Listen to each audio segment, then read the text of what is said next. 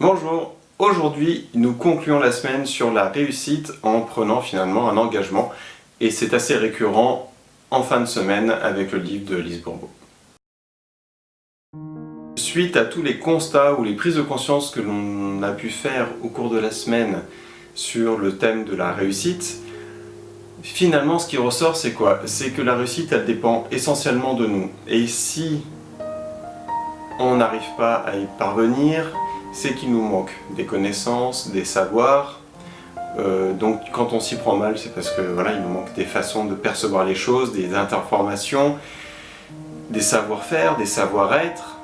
Et finalement, quand on pense avoir tout mis de son côté, tous les appuis, avoir sollicité toutes les ressources et qu'on n'y arrive pas, finalement c'est comme une espèce de réponse du monde à nous-mêmes, nous disant bah non, ça colle pas avec ce que tu es maintenant, donc c'est pour ça que tu n'y arrives pas.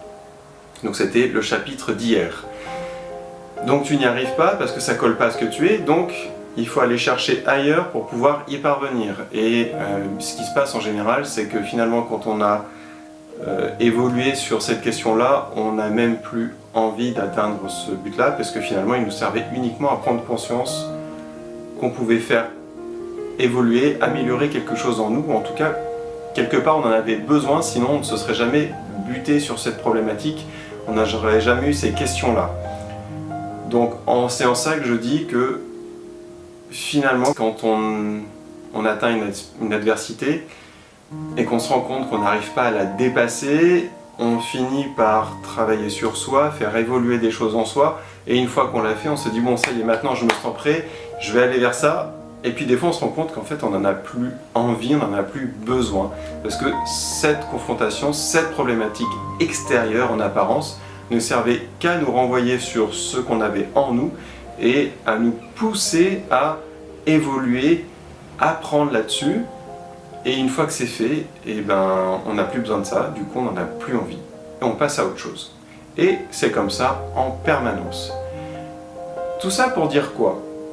Qu'on en ait envie, que ça reste toujours là, ou sur le long terme, qu'on ait toujours cette envie, ces besoins, ou que l'envie, le besoin qu'on a à l'extérieur, la problématique que l'on capte à l'extérieur de nous renvoie à quelque chose en nous, quoi qu'il arrive, nous sommes finalement acteurs de notre réussite.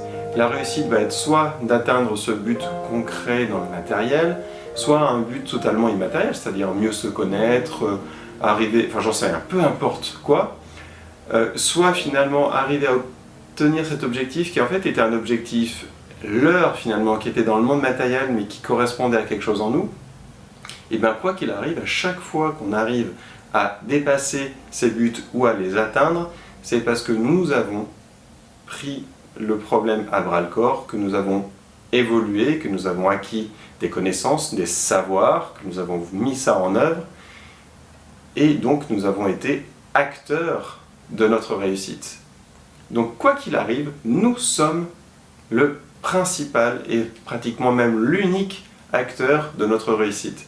Pourquoi l'unique? Parce que des fois on a l'impression qu'on a des gens qui viennent nous aider comme ça. Et c'est le cas, ils nous aident. Mais pourquoi nous aident-ils?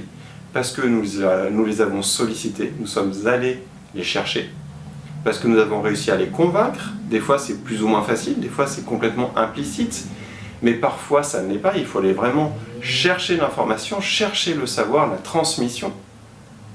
Et ils nous le donnent parce que justement nous avons fait tout ce travail d'aller vers eux. Et après à nous de faire quelque chose avec les informations, les savoirs qu'ils nous transmettent.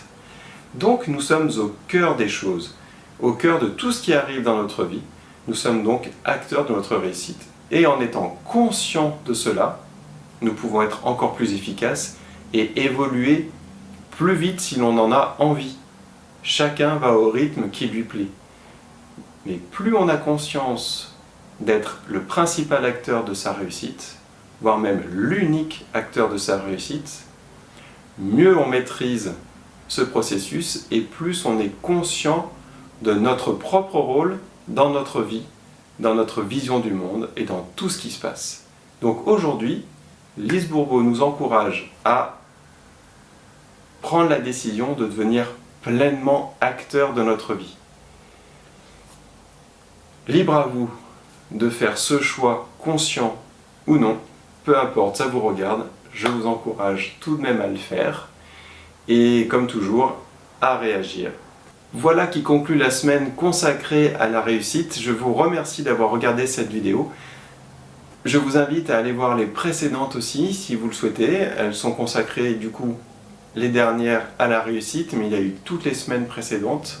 Elles sont toutes en ligne, elles sont toutes numérotées, du coup, faciles à retrouver. Comme régulièrement, je vous invite à partager les vidéos, surtout si cela vous plaît, ou si vous pensez que ça peut accompagner une de vos connaissances dans ces démarches d'aller vers elle-même, vers la connaissance de soi, ou vers l'évolution, parce qu'elle se pose tout simplement des questions sur elle, sur le monde.